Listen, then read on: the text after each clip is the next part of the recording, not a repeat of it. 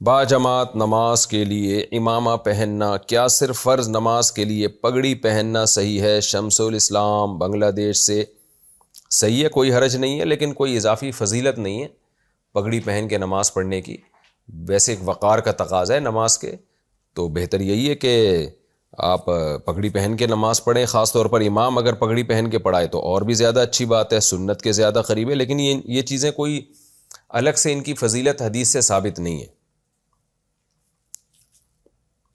اشراق اور چاش کا وقت کب تک رہتا ہے؟ اشراق اور چاش کا وقت کب شروع ہوتا ہے اور کب تک رہتا ہے؟ مسز محمد اطہر اقبال دبئی سے۔ تو مشہور قول ہے نا، اس کے مطابق تو اشراق اور چاش الگ الگ نمازیں ہیں، اور اشراق کا وقت شروع ہوتا ہے جب سورج ایک نیزے کے برابر بلند ہو جائے، یعنی سورج جب طلوع ہوتا ہے نا، تو پاکستان اور انڈیا میں تقریباً 10 سے 15 منٹ آپ سمجھ لیں، 15 منٹ کے بعد آپ پڑھ لیں نماز، تو یہ اشراق کا ٹائم ہے، اور یہ رہے گا چاش کے وقت تک۔ اور چاش کا وقت کب شروع ہوتا ہے؟ جب سورج 45 ڈگری پر ہو، یعنی بالکل طلوع آفتاب اور ظہر کا جو وقت ہے نا، اس کے بالکل بیچ کا جو وقت ہے وہ چاش کا وقت ہے۔ تو اور وہ رہتا ہے ظہر کے وقت تک، یعنی جب تک ظہر کا وقت شروع نہیں ہو جاتا، یعنی زوال کا وقت جب تک نہیں ہو جاتا۔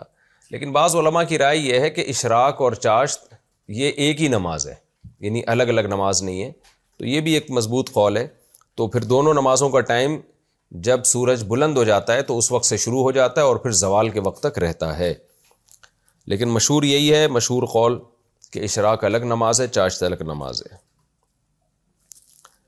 اسماء حسنہ کے مختلف وظیفے۔ اسماء حسنہ کے کیا فضائل ہیں؟ ان کے مختلف وظیفے یوٹیوب پر بتائے جاتے ہیں، کیا وہ صحیح ہیں؟ احمد صاحب انڈیا سے۔ دیکھیں، حدیث میں آتا ہے کہ ان للہ 99 اسماء، اللہ تعالیٰ کے 99 نام ہیں، جو اس کو یاد کرے گا جنت میں داخل ہوگا۔ تو ویسے تو اللہ کے لامتناہی نام ہیں، نام سے مراد ہیں صفات اللہ تعالیٰ کی، تو ان کو ناموں سے تعبیر کیا گیا ہے، تو وہ تو لامتناہی ہے۔ لیکن حدیث میں آیا ہے کہ 99 نام جو یاد کرے گا تو جنت میں داخل ہوگا، ایک بڑی فضیلت ہے۔ تو عام طور پر قرآن مجید جو مصحف چھپے ہوئے ہیں ان کے شروع میں 99 نام لکھے ہوئے ہوتے ہیں، تو وہ علماء نے احادیث سے اور قرآن سے اخذ کیے ہیں، تو وہ یاد کر لینے چاہیے، یہ فائدے کی بات ہے۔ ان کا ورد کرنے میں بھی کوئی حرج نہیں ہے، اللہ کی کبریائی ہے اس میں، اللہ کی تعریف ہے ان ناموں میں۔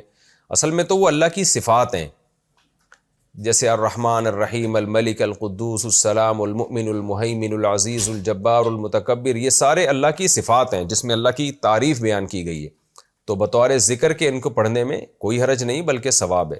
باقی آپ نے جو یہ پوچھا کہ یوٹیوب پر بہت سارے مختلف وظیفے بتائے جاتے ہیں، تو یوٹیوب پر تو جو وظیفے بتائے جاتے ہیں ان کی کوئی حیثیت نہیں ہے، ایک سے ایک پھینکو پڑا ہوا ہے یوٹیوب پہ، چینل کو گرو کرنے کے لیے وہ کچھ بھی بتاتا رہتا ہے اور لوگ لپیٹتے رہتے ہیں بیٹھ کے۔ تو چھوڑ دیں یوٹیوب پہ کیا بتایا جا رہا ہے، آپ اللہ کو یاد کرنے کی نیت سے اور اللہ کی حمد و ثنا بیان کرنے کی نیت سے یہ نام یاد کریں، اور ان ناموں کا ورد بھی اللہ کو خوش کرنے کے لیے کر لیا کریں۔ باقی جس نام کی جو برکت ہوگی اللہ آپ کو ویسے ہی عطا کر دے گا، اس کے لیے یوٹیوب میں کسی روحانی آدمی کو، روحانی ڈرامے باز کو سننے کی ضرورت نہیں ہے۔